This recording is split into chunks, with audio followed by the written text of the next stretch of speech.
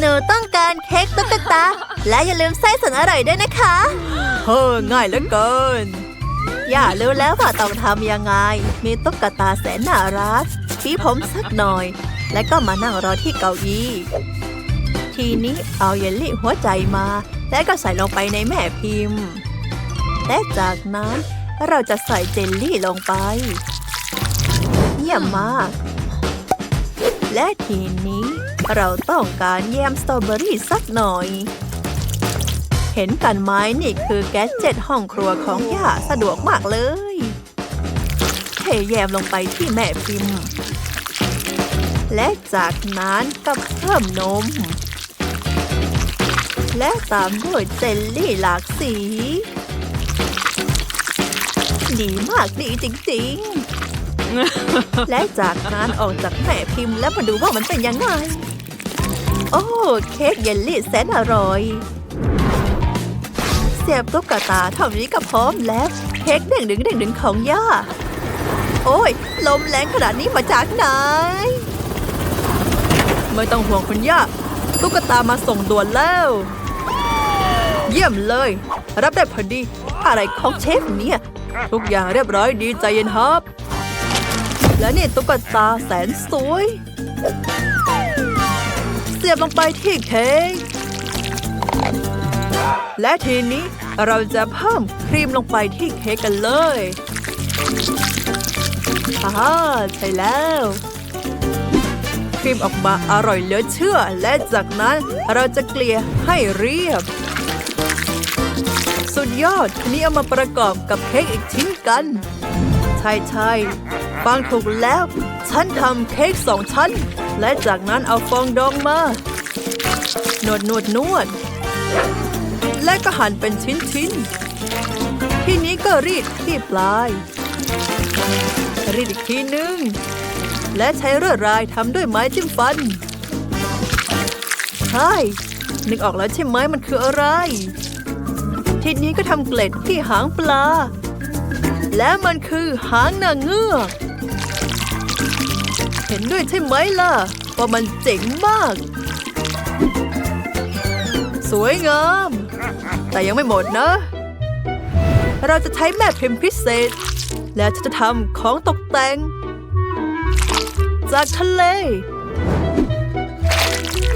เอาเจลลี่สีฟ้ามานิดหน่อยพอทำของตกแต่งเสร็จแล้วก็มาติดที่เค้กให้สวยงาม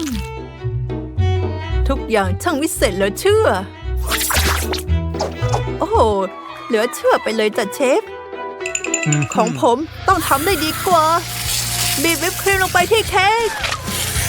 โอ้เควินตินมันเยอะเกินไปแล้วนะคุณย่าว่าไงนะฮะไม่ได้กินเลยอ่ะทีนี้ก็ปิดฝาแล้วก็สุดยอดจากนั้นเสียบตุ๊กตาลงไปและก็เพิ่มแม่พิมพ์พลาสติกทีนี้เราจะเทน้ำเชื่อมใช่แล้วคิดว่าน่าจะพอแล้วจากนั้นก็โรยกากเพชรทุกอย่างเสร็จแล้วล่ะลิฟลองเลยโอ้เหลือเชื่อลองเลยจ้าโอ้โหทุกคนทำเค้กได้เร็วมากเลยว้าอยากลองจากชิ้นนี้ก่อนยกขึ้น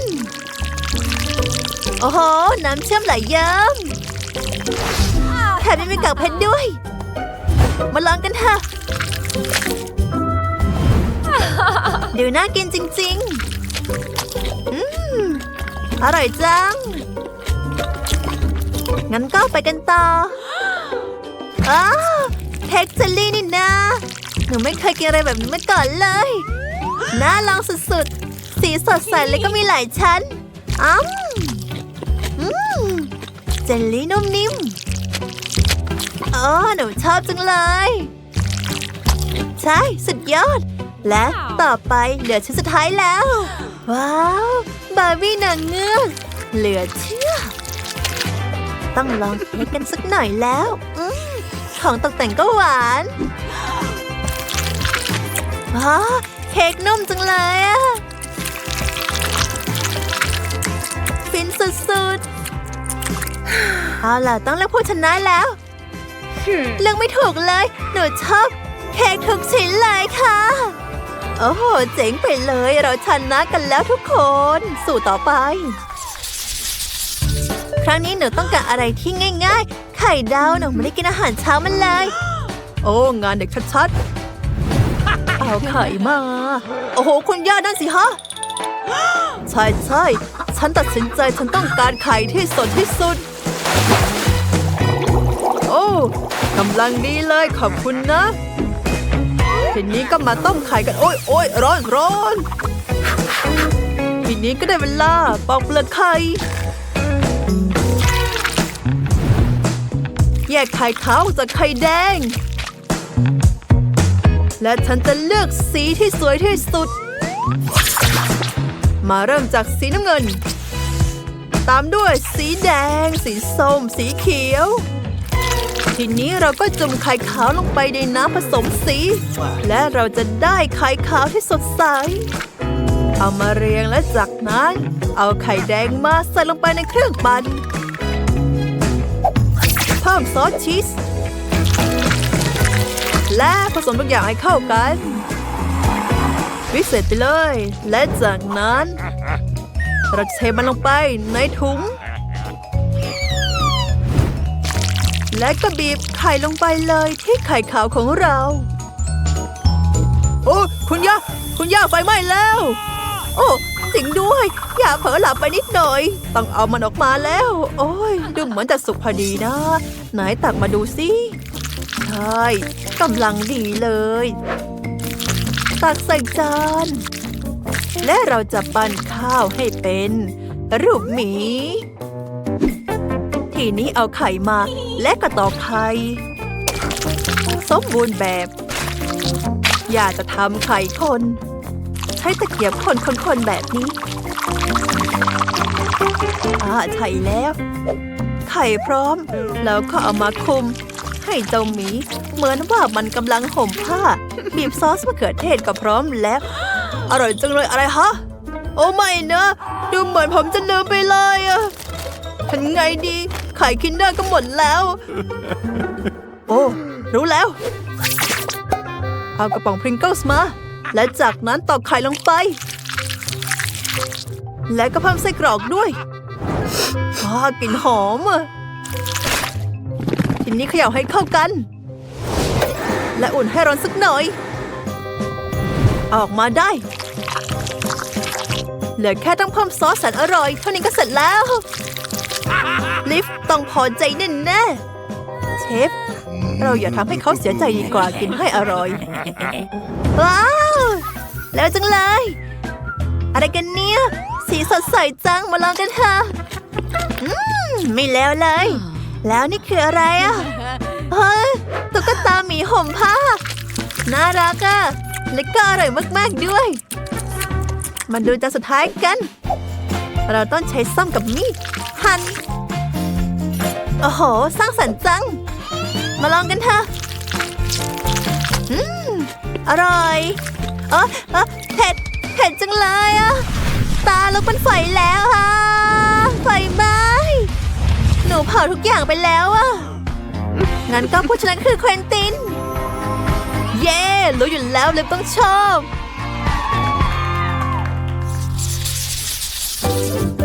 และครั้งนี้หนูอยากได้เครื่องดื่มได้เลยจ้ะหลานรักดูนะว่าย่าจะหั่นแตงโมยังไงเสร็จแล้วจ้าทีนี้ก็แบ่งแตงโมเป็น2 ชิ้นเป็นไงล่ะนมย่าแข็งแรงที่สุด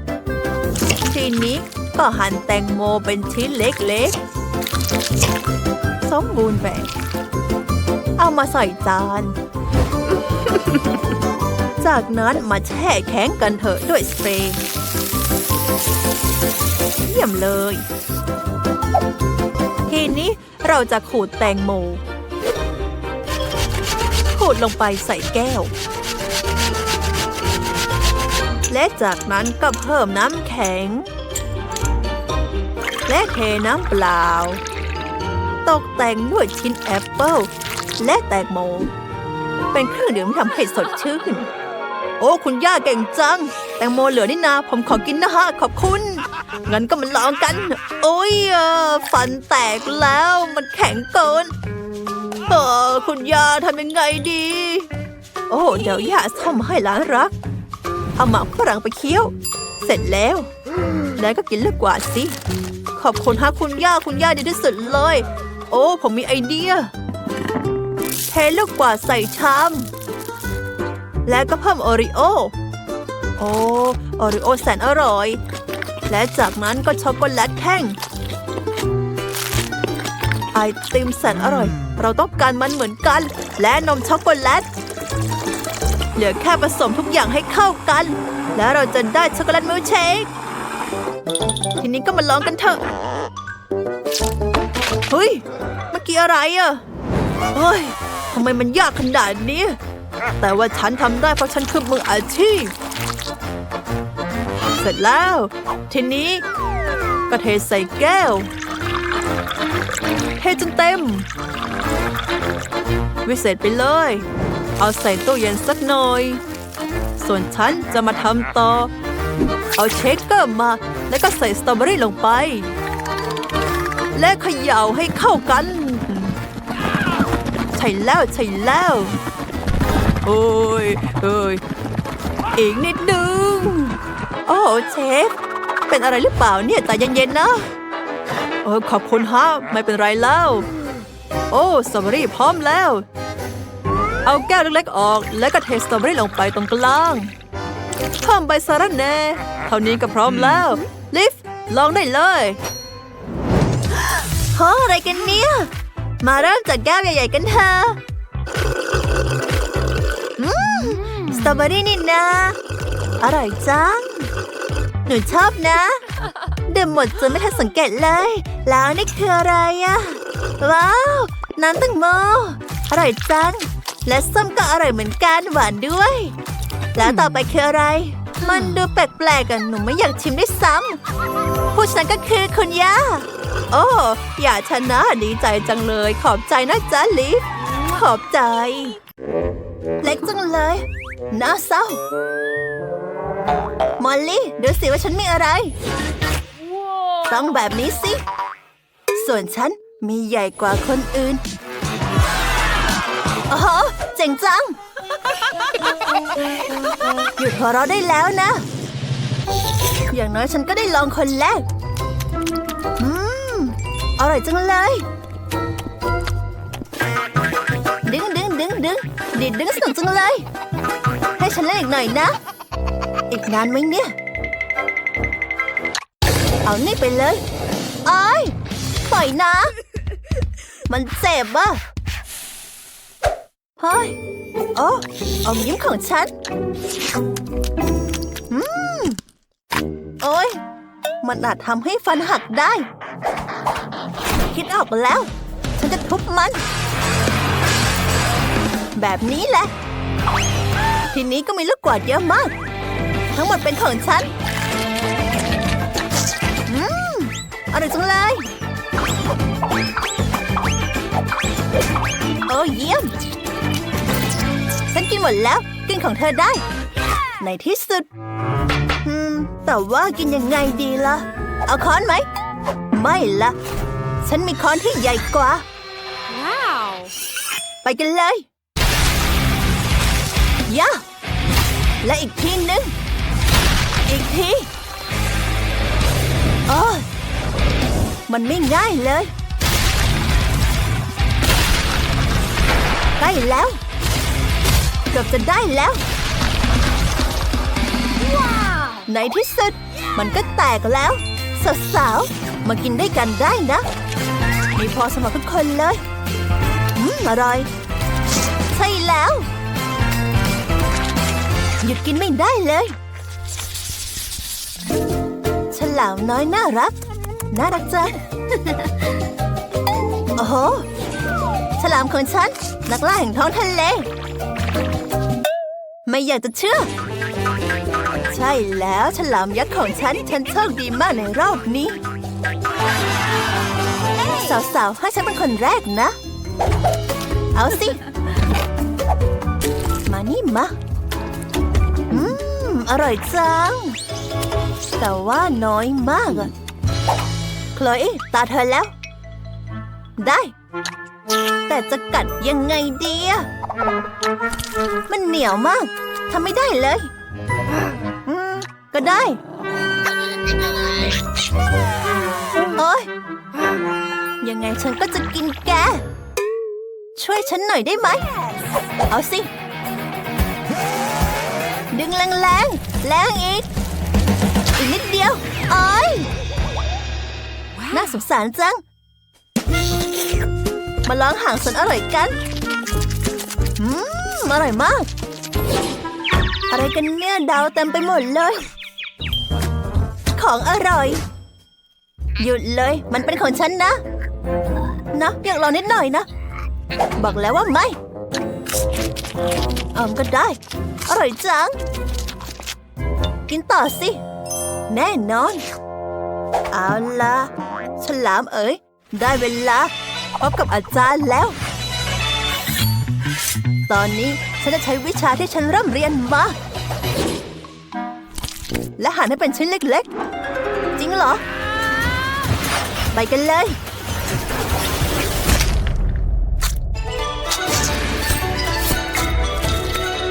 แบบนี้แหละใกล้จะเสร็จแล้วแล้วก็จะได้กินสวยจังแต่ว่ายังไม่หมดนะทีนี้ใช้ตะหลิวตักขึ้นมาแล้วก็โยนขึ้นเอาเข้าปากไปเลยนี่มันต้องเจ๋งมากเพราะมีต้องหลายชิ้นนี่คือความสามารถพิเศษของฉันอีกแบบนึงเข้าปากจังๆไม่อยากจะเชื่อนั่นมันเจ๋งมากเลยว้าวเก่งมากขอบคุณนะสาวๆฉันรู้ว่าฉันเท่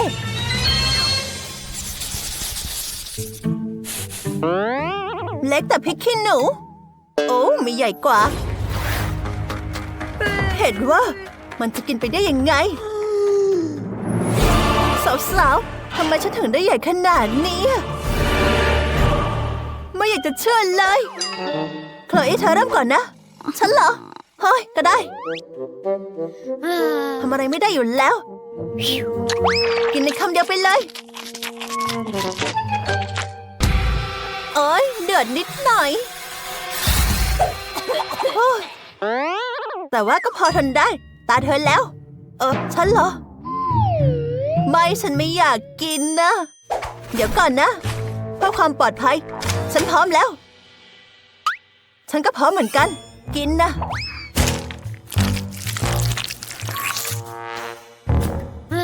โอ๊ย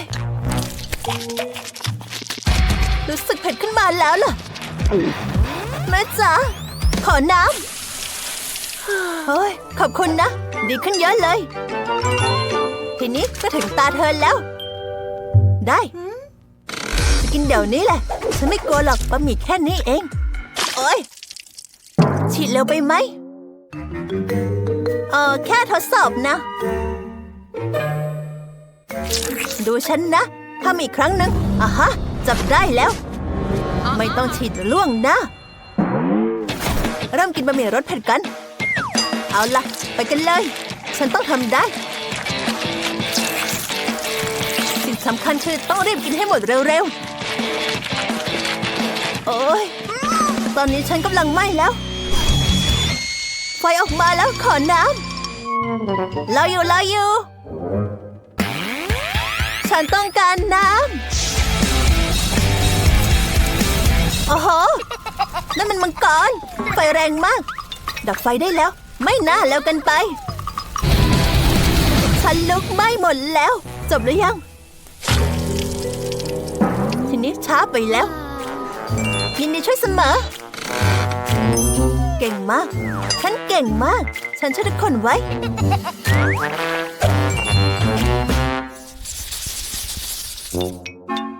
เล็กจังเลยแทบมองไม่เห็น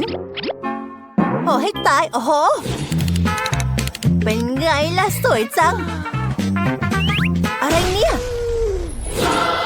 ส่วนฉันมีเจ้ายักษ์ และทั้งหมดนี้เป็นของฉันโคลอี้ของเธอเล็กนิดเดียวดูสิหยุดหัวร้อนนะถึงเล็กแต่ก็อร่อยนะแถมฉันยังได้กินก่อนเพื่อนด้วยเปิดฝาแล้วก็เอาหมกฝรั่งออกมาทีนี้ก็มาลองกันเป่าลูกโป่งได้ไหมนะดูสิมีลูกโป่งเล็กๆด้วยมองไม่เห็นอะไรเลยเดี๋ยวก่อนนะมองผ่านมันขยายสิโอ้โหจริงด้วยมีลูกโป่งแต่มันเล็กมากตลกจังฮะเอาล่ะมาดูดีกว่าว่าฉันจะทำอะไรได้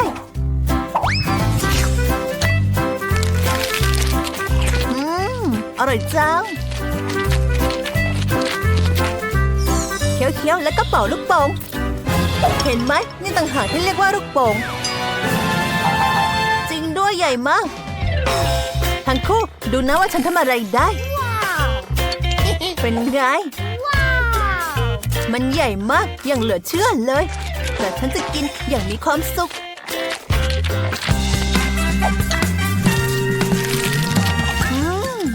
นี่มันวิเศษมากอร่อยจริงๆยิ่งใหญ่ก็ยิ่งอร่อยรสชาติสุดยอดเกินบรรยายแบบนี้ก็ม้วนได้ด้วยล่ะนะ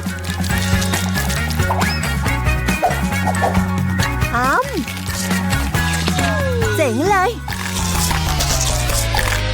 เอาล่ะสาวๆชิ้นสุดท้ายแล้วทีนี้ก็จะเป่าลูกโป่ง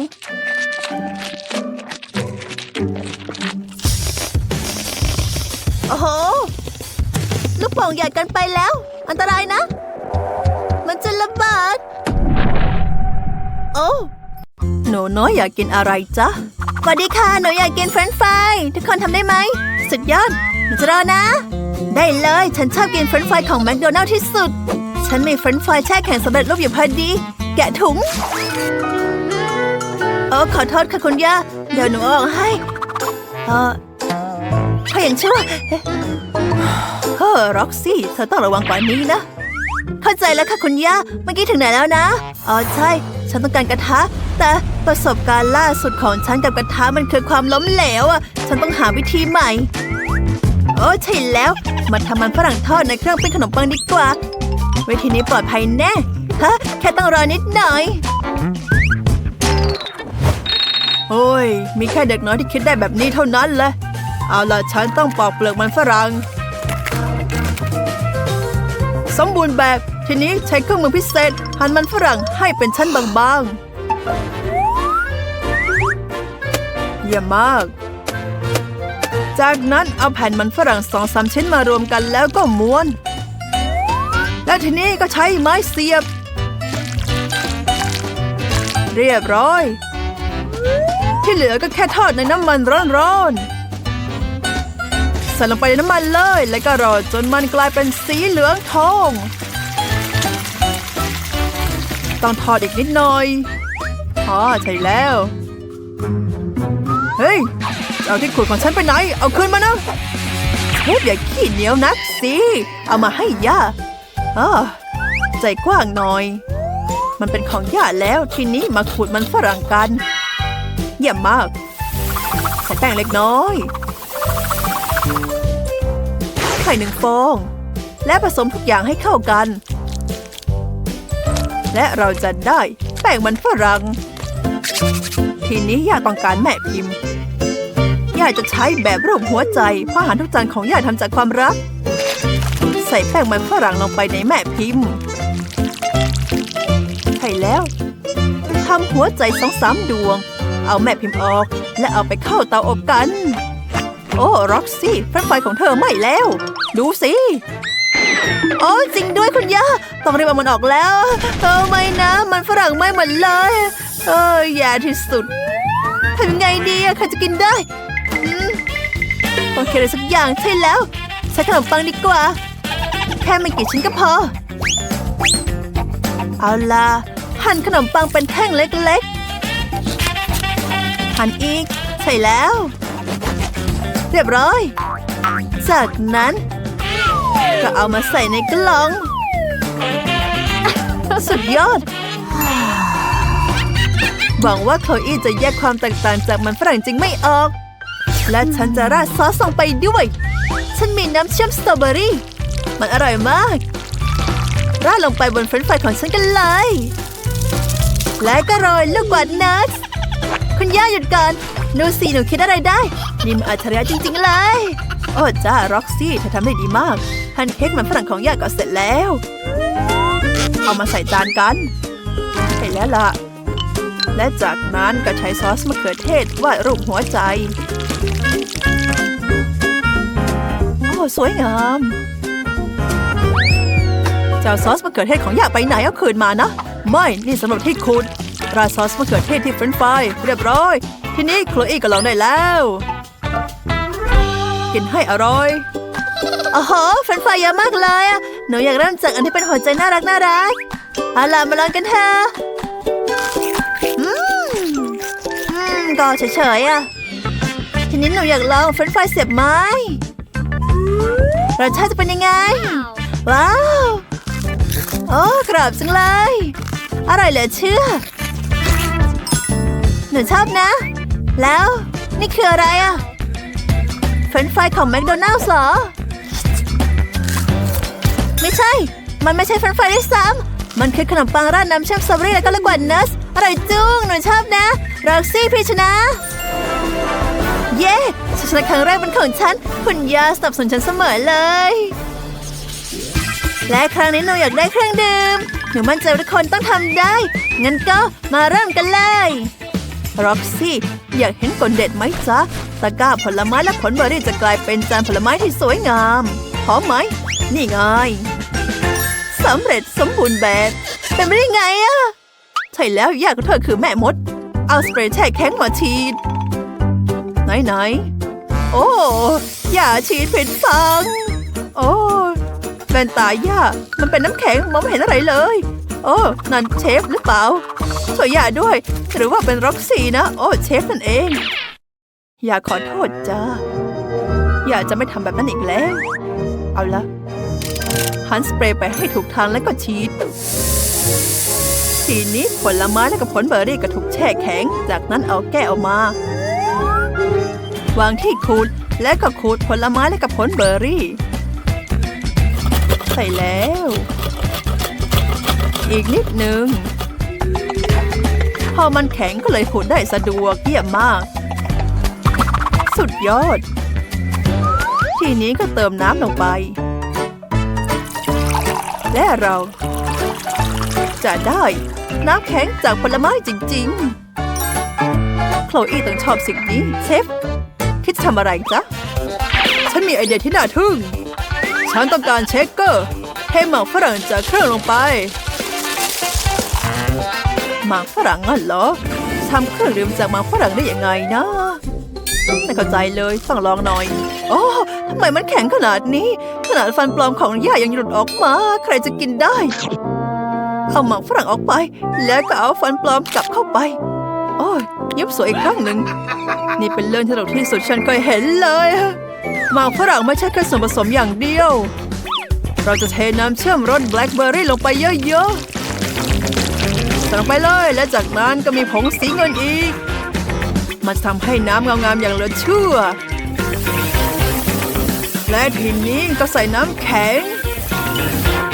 และก็แน่นอนเทน้ำด้วย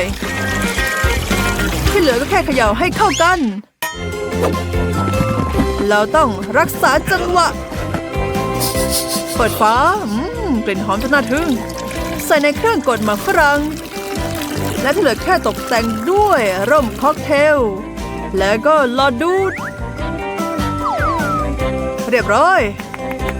โอ้บราโวเชฟบราโวใส่เยลลี่ลงไปในเครื่องปั่นเพิ่มสไปร์ใส่ลงไปเลยเยอะๆเยี่ยมมากจากนั้นก็เปิดเครื่องปั่นโอ้ลืมปิดฝาไม่เป็นไรหรอกมันยังก็อร่อยอยู่ดีแหละเอาล่ะฉันเจอแก้วรูปหมี เทเครื่องดื่มของฉันลงไปใส่ลงไปเลยโอ้ดูสิสวยแค่ไหนใส่หลอดเสร็จแล้วเฮ้ยรีบลองเร็วเข้ากินให้อร่อยนะอ๋อมีแต่ของน่าสนใจทั้งนั้นเลยอะหนูอยากเริ่มจากแก้วหมี่น่ารักมาลองกันอร่อยจังเลยแล้วก็เครื่องดื่มสีสันสดใสรสชาติจะเป็นยังไงนะเจ๋งมากหนูให้ไลค์เหลือเชื่อแล้วอันนี้ล่ะโอ้โหน้ำเยอะจังเลยแล้วก็แววสวยด้วยอะต้องลองอร่อยจุงหนูไม่รู้สามารถจะเลือกใครดีงั้นทุกคนชนะโอ้อย่าดีใจจังน้องสาวขอบคุณนะดีใจอะสวัสดีสาวๆขอตัวหน่อยได้ไหมมานี่มาสาวๆเอาโทรศัพท์มาให้ฉันเธออยู่ในโรงหนังก็ดีไงอะเอาตั๋วไปแล้วเปิดฉันเข้าโรงหนังเลยขอบคุณสวัสดีขอตัวได้ไหม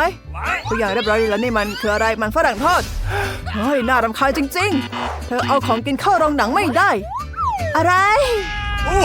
เอาของกินเข้าโรงหนังไม่ได้ก็ได้ยึดไปเลยอย่าตะโกนก็พอเศร้าจังห้ามเอาของกินเข้าโรงหนังเหรอฉันมีขนมอยู่ต้องคิดอะไรสักอย่างแล้วฉันไม่ยอมให้เขายึดไปหรอกไอเดียถ้าเราทำหนวดกับเขาจากเฟรนช์ฟรายส์ล่ะนี่สิก็ไม่เลวนะสุดยอดฉันดูเหมือนนินจา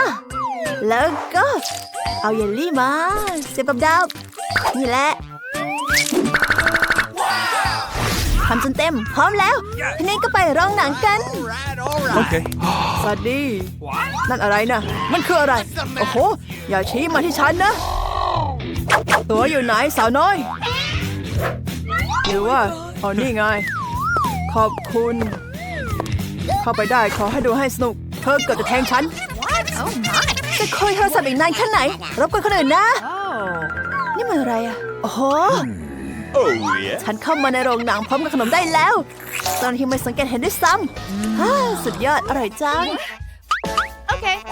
โอ้คนเยอะจังก็ได้ฉันจะแบ่งให้ขอบคุณนะพิเศษเลยมันฝรั่งเหรอดีจังเจ็บแต่ก็อร่อยกินอีกขออีกนะขอบคุณขอตัวได้ไหมเดี๋ยวก่อนนี่คืออะไรนะอย่าแต่ต้องฉันนะฉันต้องการขนมที่เธอซ่อนในเสื้อเอามาให้ฉันเดี๋ยวนี้เราไม่อนุญาตให้เอาขนมเข้าไปได้แล้วโอ้ my god จะเอาขนมเข้าไปได้ไงมันเป็นสายไหมโอ้ไอเดียฉันจะแต่งตัวเป็นตัวตลกแบบนี้น่าจะเวิร์กแป๊บนึงนะอย่าผลักฉันสินี่ตัวของฉันเราต้องยึดเยลลี่ของเธอห้ามเอาเข้าไปก็ได้เอาไปสิอย่ามาตอนนี้ฉันคือตัวตลกแล้วเอาใส่ไหมออกมามันมีสีสันสดใสแล้วก็อร่อยมากๆเลยมาทำวิกตัวตลกกันเปลี่ยนทรงผมเสร็จแล้วดูกันมันจะได้ผลไหมวันนี้ตัวตลกเธอสดใสมากเลยอ่าฮะนั่นอะไรนะโอ้ผ้าพันคอเยอะแยะเลยโอ้ฉันไม่ได้ใส่ไว้ตรงนี้นี่นะแล้วฉันจะอะไรดูเหมือนดึงบางอย่างออกมาด้วยเอ้ยเอากางเกงฉันคืนมาเนอะเราแป๊บนึงเดี๋ยวคืนให้นี่ไงเอาตัวของฉันไปด้วยนะไปก่อนละขอบคุณต้องรีบแต่งตัวก่อนที่ทุกคนจะเห็นกางเกงในฉันน่าอายจังเลยผ่านมาได้แล้ววิเศษเลยตอนนี้ฉันจะได้กินสายไหมมาลองกันอร่อยจังเลยโอ้โหผมของตัวตลกกินได้อยากกินเหมือนกันคำหนึ่งเจ๋งมันคือสายไหมไม่น่าเชื่อเลยนี่ตัวของฉันอย่ามากเอาขนมมาด้วยหรือเปล่าแล้วนี่คืออะไรช็อกโกแลตแท่งแบบนี้ไม่ได้นะฉันจะใส่ขนมออกจากเธอให้หมดเลยปล่อยฉันลงเดี๋ยวนี้ไม่ต้องแบบนี้สิออกมาหมดแล้วเอามาไว้ในนี้ให้หมดเลยก็ได้ เห็นไหมดูป้ายอีกครั้งหนึ่งห้ามทั้งอาหารและก็ขนมเข้าไปได้แล้วเข้าใจแล้วครับคนไม่จริงนะฉันจะไม่ยอมให้ขนมทั้งหมดต้องคิดอะไรสักอย่างแล้ว ยังไงดีโอ้ไอเดียฉันจะคิดแคทมาติดที่กระโปรงเจ้าหน้าที่คงไม่ว่ามันเป็นกระโปรงฮะมาดูกันใช่แล้วติดคิดแคทที่กระโปรงแบบนี้สุดยอดฮะไปกันนะเข้าไปเลยโอ้สวัสดีครับขอตัวด้วยโอ้นั่นกระโปรงกับช็อกโกแลตเหรอเธอคิดว่าฉันคงเดาไม่ออกใช่ไหมสาวน้อยงั้นฉันใช้ไดร์เป่าผมอุ่นๆเป่าเธอเลยมาดูกันว่ากระโปรงของเธอจะเป็นยังไงเมื่อโดนความร้อนไม่นะต้องไม่ใช่แบบนี้สิเดี๋ยวมันจะละลายหมดแล้วอยู่นะได้โปรดพอแล้วมันละเทอะหมดเลยอ่ะพอทีโอ๊ยใช่ไหนเนี่ยออกไปเลยแล้วอย่ามาอีกขอตัวด้วยขอบคุณฉันจะยึดสิ่งนี้ด้วยห้ามเอาขนมเข้าไปเรามีกฎที่เข้มงวดมากเอามาให้หมดทีนี้เข้าไปได้แล้วจริงเหรอไม่นะฉันจะไม่ดูหนังโดยไม่มีจุ๊บจุ๊บต้องคิดอะไรสักอย่างนึกออกแล้วสวัสดีค่ะนี่ตัวของฉันน่ารักจังเลยเข้ามาได้แล้วเอาละโอ้มีผู้หญิงกับเด็กอีกคนนึงขอตัวด้วยครับแล้วขอเล่นกับน้องได้ไหมไม่ค่ะเขาหลับอยู่ต้องไม่ได้ดูหนังแล้วฉันทำได้แล้วหวัดดีฉันเข้ามาโรงหนังได้แล้วทีนี้จะได้กินจุ๊บจุ๊บอย่างสบายใจมาลองกัน Nice มันใหญ่มากแล้วก็อร่อยด้วยว้าวเป็นสุดยอดไปเลย อะไรนะถ้าทำแบบนั้นได้ยังไงฉันอยากเปลี่ยนที่นั่ง Nice เกิดอะไรขึ้นโอ้โหเอาตัวมาครับแต่ฉันต้องยึดสิ่งนี้ด้วยเอาเข้ามันไปไม่ได้น่าไรนะต้องสั่งทุกอย่างด่วนเลยต้องแบบนี้สิฉันไม่อะไรแล้วไม่เราฉันไม่ได้หรอกฉันหาขนมให้เจอเป็นไปได้ยังไงอะไม่มีอะไรเลยไม่มีขนมด้วยทีนี้ออกไปได้แล้วและฉันจะไม่กลับมาอีกงั้นก็ลาก่อนอ๋อไอเดียฉันจะทำบะหมี่เอามาเป็นผมขอตัวด้วยแน่นอนเฮ้เอ้ยน่ากลัวจังเลยอ่ะอย่าทำให้ฉันกลัวเข้ามาได้แล้วขอบคุณฉันยังกลัวอยู่เลยเอ้ยเป็นใครอ่ะเธอเหรอโอเคเข้าไปได้เย้เข้ามาได้แล้วมีบะหมี่ด้วยไม่มีใครสังเกตเห็นด้วยสวัสดีทุกคนและฉันจะกินบะหมี่แล้วก็ดูหนังนี่มันสุดยอดจริงๆเอ้ยสาวคนนั้นกินผมตัวเองนี่ดูสิเธอเพี้ยนไปแล้วโอ้ยยายนี่พิลึกมากก็เพราะมันอร่อยไงเล่ามันต้องสนุกมากแน่นอนเพื่อนๆของฉันก็สร้างห้องให้สัตว์เลี้ยงเหมือนกันโอ้ทาสีผนังห้องเหนื่อยจังเลยต้องพักสักหน่อยเธอหลับไปแล้วจริงๆเหรอโคลอี้ตื่นได้แล้วเราต้องตกแต่งห้องใหม่นะขอล่ะให้ตายเธอไม่ยอมตื่นเลยเธอนอนหลับเหมือนหมีจำศีลไม่ปลุกดีกว่าเธอคงเหนื่อยมากๆห่มผ้าให้โคลอี้และจัดการทุกอย่างด้วยตัวเองฮัลโหลเราต้องการบ้านสุนัขเยี่ยมไปเลยบ้านดูเจ๋งมากทีนี้มาทาสีชมพูสุดโปรดของฉันกันสีชมพูฉันคิดว่ามันสุดยอดไปเลยแต่ว่ายิ่งเจ๋งยิ่งขึ้นถ้ามีรอยอุ้งเท้าของฉันอยู่บนหลังคาด้วย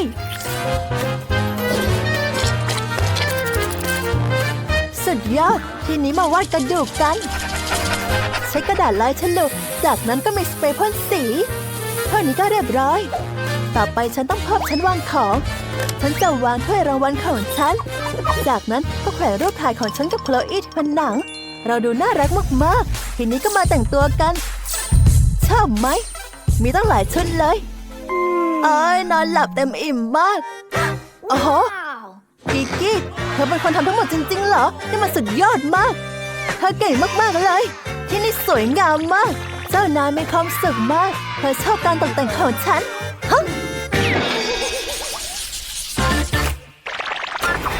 ทอมใจเย็นๆทำไมต้องทำตัวแย่แบบนี้แต่ได้ตามใจซะปล่อยเธอไปไม่นะอย่าทำแบบนี้ ธอกำลังทำลายห้องของฉันแล้วแมวฉันไม่ชอบห้องนี้มันไม่สวยฉันต้องแต่งห้องใหม่หมดเลยอะที่นี่มันเลอะเทอะมากแย่ที่สุดเลยหมอนก็จัดกระจายและโซฟาก็พังแล้วโอ้ยทอมโอ้นี่พลาสเตอร์ให้ฉันจริงๆเหรอน่ารักจังเลยขอบคุณมากนะก่อนอื่นก็แปะรอยข่วนแล้วมาเริ่มปรับปรุงห้องกันโอ้รู้แล้วก่อนอื่นนะก็ขยะออกไปแล้วก็แทนด้วยบ้านนอกจากนี้เราจะซ่อนที่นั่งที่ขาดไว้หลังผ้าห่มแสนน่ารักใช่แล้วดีขึ้นเยอะเลยทีนี้เรามาติดตั้งที่ลับเล็บของเธอกันจะได้ไม่ไปขวนที่อื่นไงและจากนั้นสามารถปีนขึ้นไปได้บนบันไดต่อมาก็มาทำเตียงนอนกันมันเหมือนโถแก้วแต่ว่าถ้าวางแบบนี้ก็เป็นที่นอนให้ทอมได้แล้วก็มาเพิ่มรูปและตรงนี้วางที่นอนและมีเพื่อนตัวน้อยให้ทอมและฉันไม่ลืมถ้วยอาหารแล้วก็น้ำพุใหม่ด้วยจะได้มีน้ำสะอาดและอาหารอร่อยเสมอเป็นไงฉันเปล่าทอมแมวฉันถูกใจสิ่งนี้เห็นแล้วว่าเธอชอบมากก็เจ๋งเลยฉันเกือบลืมนะต้องเพิ่มทรายแมวในกระบะด้วยมือได้ไม่เลอะเลยใช้รถบรรทุกของเล่นสุดยอดโอ้ทอมทำอะไรอ่ะนั่นคือเพื่อนใหม่ของเรานะไม่ใช่อาหารกลางวันอย่าแต่ต้องเจ้าปลาเกาดีไม่ดีเลยนะทอมจงเป็นแมวที่ดีสิแล้วไม่กินเพื่อนนั่งตรงนี้แล้วทบทวนพฤติกรรมของตัวเองนะโอ้ดูสิน่ารักจังเลยพักผ่อนก่อนนะมาเล่นกันดีกว่า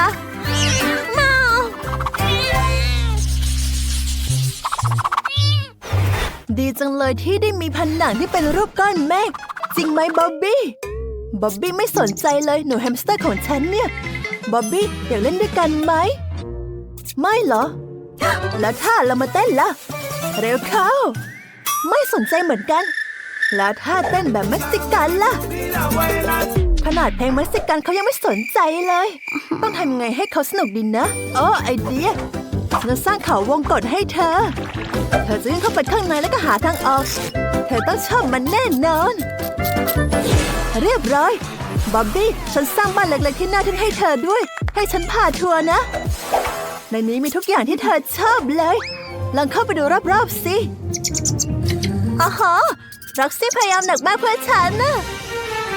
โอ้ฉันชอบในนี้มีสระว่ายน้ำด้วยเจ๋งจังเลยไปไหนต่อดีนะอ๋อเรากลับมาในจุดเดิมเก่งมากบ๊อบบี้เราเข้าสู้ๆจะทำได้ในที่สุดฉันก็เห็นว่าเขามีความสุขแล้วแต่ว่าตรงนี้ยังว่างเปล่าอยู่นะมาตกแต่งผนังสักหน่อยดีกว่าติดชั้นวางของและก็ติดบ้านให้บ๊อบบี้จากนั้นก็ติดล้อเพื่อให้เขาได้วิ่งเล่นเมื่อเขาเบื่อแล้วมันยิ่งเจ๋งยิ่งขึ้นเมื่อเชื่อมต่อกับบ้านด้วยเขาวงกตฉันคิดว่าท่อยาวๆแบบนี้ใช้ได้แน่นอนบ๊อบบี้จะทางออกหรือยังฉันเห็นแล้วว่าเธอน่ารักมากๆแต่ยังไม่หมดนะที่ผนังจะแขวนภาพโปสเตอร์ดูนี่สินั่นคือเธอเองซุปเปอร์แฮมสเตอร์เยี่ยมมากใช่ไหมฉันต้องการอีกหลายๆแผ่นนะแบบนี้ฉันคิดว่ามันเจ๋งมากเลยแทนฉันนี่โชคดีจังเลยเจ้านายของฉันทำบ้านที่ยอดเยี่ยมให้ด้วยท่อแบบนี้ก็สบายมากๆเจ๋งจังฉันรู้สึกสนุกกับที่นี่มากเลยฉันอยากคลานในท่อตลอดทั้งวันฉันดีใจจังเลยที่บ๊อบบี้มีความสุขขนาดนี้แต่ว่ายังไม่หมดนะเราต้องมีไฟด้วยจะได้ไม่มืดจนเกินไปและตรงนี้ก็แขวนเครื่องบินและยังไม่หมดฉันจะทำบอลลูนให้บ๊อบบี้ด้วยฉันแค่ต้องเป่าลูกโป่งแล้วก็แบบนี้พร้อมแล้วโอ้เจ๋งจังเลยบ๊อบบี้มานั่งบอลลูนกันเถอะ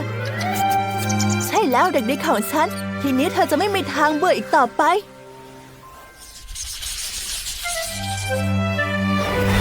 เชอรี่จะคันไปไหนอะมานี่เลยมาหาฉันมาเธอเป็นเด็กดีของฉันโอ้ฉันมีไอเดียเจ๋งๆแล้วฉันจะทำหาดทรายให้เธอเพราะเธอชอบมากใช่ไหมก็เลยเททรายออกไปเยอะๆฉันคิดว่าถังเดียวก็พอแล้วล่ะและจากนั้นฉันต้องการหินนิดหน่อย เพื่อมากั้นบริเวณของทรายฉันคิดว่าออกมาไม่เลวเลยแล้วต้องมีต้นไม้ประดิษฐ์ด้วยแล้วก็กระบองเพชรว้าวออกมาเจ๋งมากเชอรี่ฉันทำให้เหมือนสภาพแวดล้อมดั้งเดิมของเธอเลยนะชอบหรือเปล่าอะไรไม่เหรอได้ยังไงอ๋อฉันนึกได้แล้วก่อนอื่นจะแขวนชิงช้าให้ด้วยฉันรู้ว่าเธอชอบคานบนผนังมากๆเราจะตกแต่งด้วยดอกไม้ต้นไม้แก่ๆเยอะๆใช่แล้วมันดูโดดเด่นบนพื้นสีเขียวเธอชอบใช่ไหมล่ะเชอรี่ตอนนี้ไปเล่นชิงช้ากันเถอะเจ้านายของฉันเบ็ตตี้ช่างเอาใจใส่จริงๆเธอแกว่งฉันไปมาฉันชอบและเราต้องการสระว่ายน้ำด้วยฉันจะตกแต่งด้วยความเป็นธรรมชาติเพื่อให้เธอได้รู้สึกเหมือนอยู่บ้านเป็นไงชอบหรือเปล่าใช่แล้วเชอรี่ฉันเห็นแล้วว่าเธอชอบนะฉันก็ดีใจมากๆที่สามารถสร้างบ้านที่สะดวกสบายให้เธอได้มาเริ่มจากการประกอบบ้านกันเอาชิ้นส่วนมาต่อเข้าด้วยกันแบบนี้แหละจากนั้นก็ตอกตะปูโอ๊ยนิ้วฉันเจ็บจังเลยเจ็บมากๆเจ็บไม่ต้องห่วงลาบูบูโซฟีไม่เป็นอะไรหรอกเธอใช้ค้อนไม่เป็นเลยส่วนฉันน่ะมีไขควงแล้วก็สว่านแบบเนี้ยมาเร็วแล้วก็ไว้ใจได้กว่าสร้างบ้านเสร็จแล้วดูสิเร็วมากเลยมีหลังคาแล้วด้วยตอนนี้ตาเธอแล้วโซฟีฉันทำไม่ได้แต่ฉันมีไอเดียฉันต้องการหมากฝรั่งเขียวๆทีก็เอาหมากฝรั่งมาติดชิ้นส่วนเข้าด้วยกันเหมือนกาวไอเดียนี้เจ๋งมากฉันทำได้แล้วนี่ไงฮะเอามาต่อกันแบบนี้แล้วก็มีหลังคาด้วยสุดยอดเรียบร้อยเฮ้ย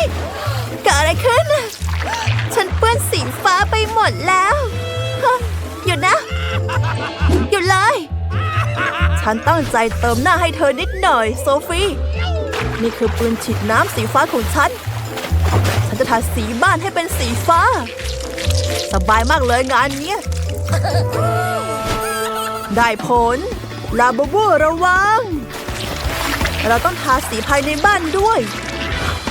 โอ้โหแดนนี่ทาสีบ้านเร็วมากทีนี้ก็ถึงตาโซฟีบ้างแล้วเธอคิดอะไรออกนะโอ้เธอกำลังเทสีชมพูจากบัวรดน้ำสุดยอดทาสีออกมาได้สม่ำเสมอทุกจุดเจ๋งเลยสีชมพูน่ารักมากๆ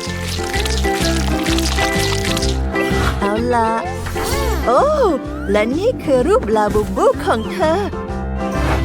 ดูเจ๋งมากแล้วแดนนี่คิดอะไรได้โอ้เขาก็มีรูปลาบูบูเหมือนกัน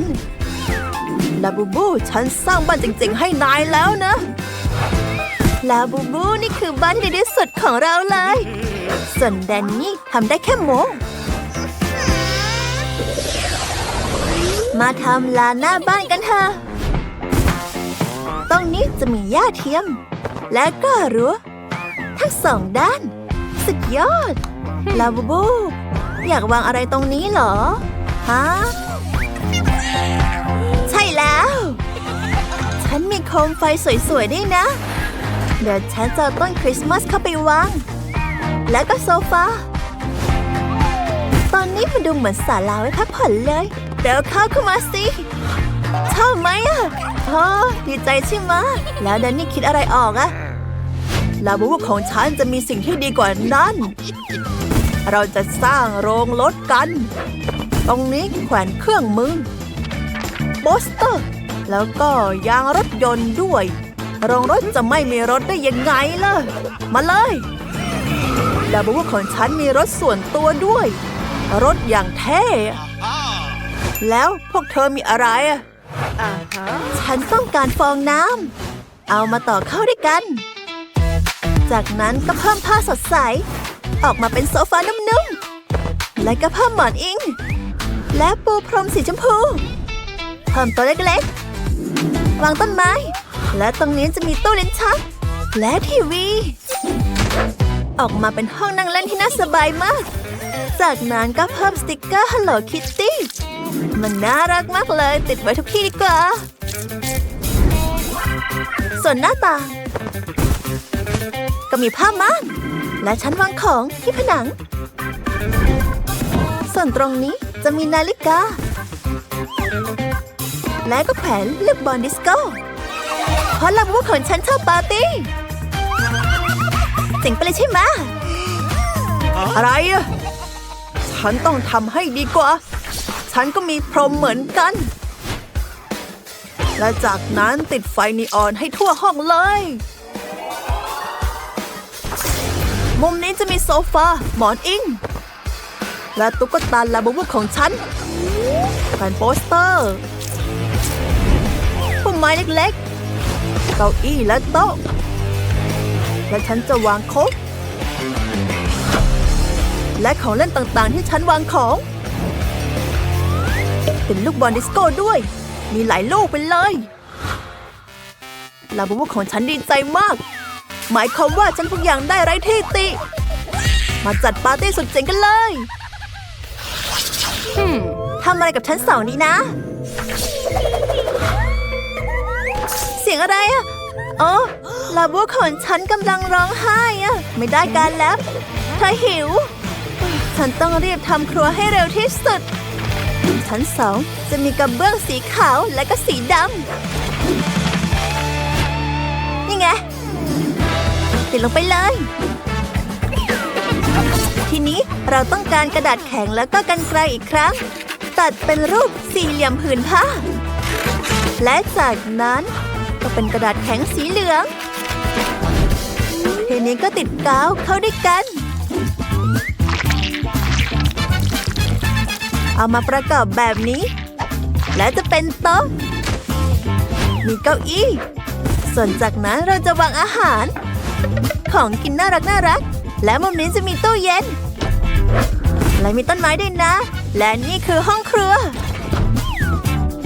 ต้องมีที่ล้างจานด้วยมีของกินวางหม้อไว้ทำอาหารลาบูบูมาดูแล้วเข้าโซฟีลาบูบูของเธอจะขึ้นไปชั้น2ได้ยังไงถ้ามันไม่มีบันไดเร็วเข้าทำอะไรสักอย่างโอ้นั่นไงบันไดสวยจังเลยฉันตั้งใจมากเลยนะชอบครัวของฉันไหมเร็วเข้ารีบกินเลยฉันรู้ว่าเธอน่าจะชอบเค้กสุดยอดแดนนี่ทำอะไรนะฉันก็ทำห้องครัวแต่ว่าเป็นสไตล์แบบแมคโดนัลด์ลาบูบูของฉันจะได้กินเบอร์เกอร์ของโปรดเสมอหิวไหมล่ะงั้นก็มาดูเลยว่าฉันทำอะไรให้นะว้าวแดนนี่ลาบูบูของเธอเจอครัวในฝันแล้วเธอทำทุกอย่างที่เขาชอบเหลือเชื่อไปเลยโอ้ดูเหมือนมันจะดื่มโค้กมากเกินไปตลกจังอยากรู้จังว่าจะเกิดอะไรขึ้นต่อไปแน่นอนฉันจะทำห้องนอนเอาฟองน้ำมาและจากนั้นก็เอาผ้ามาคลุมไว้และต่อไปตัดชิ้นส่วนจากกระดาษแข็งจากนั้นก็ทาสีนี่มันจะเป็นแม็กควีนตัวจริงออกมาเจ๋งมากเลยทีนี้เอามาติดกับเตียงและเราก็ได้เตียงรถจริงๆใช่แล้วมีหมอนนุ่มๆว่าไงล่ะโซฟีมีแล้วเลยแต่เธอจะสู้ได้ยังไงอะแต่ฉันรู้แล้วว่าต้องทำยังไงเอาไม้แหลมๆมาติดกาวแบบนี้แหละและจากนั้นเอามาต่อกันอีกใช่แล้วเรียบร้อยทีนี้ก็เอาผ้ามาคลุมไว้ตกแต่งด้วยไม้ประดับเหมือนดอกไม้เอามาครอบเตียงแบบนี้ดูดีขึ้นเยอะเลยโอ้โหโซฟีเธอตั้งใจมากเลยอะจริงด้วยส่วนฉันจะทำโต๊ะคอมพิวเตอร์ให้ลาบูบูของฉันด้วยเขาจะได้เล่นเกมคอมพิวเตอร์หรือว่าคุยกับเพื่อนๆได้ และตอนนี้ก็ถึงเวลาที่ลาบูบูของฉันจะนอนแล้ว มันหลับทันทีเลยหมายความว่าเขาชอบลาบูบูของฉันต้องดีใจมากแน่ๆเพื่อนรักดูสิฉันทำอะไรให้เธอนะห้องนอนในฝันฉันทำทุกอย่างให้เธอเลยนะแดนนี่อย่าปลุกเขาดีกว่านะฝันดีเนาะ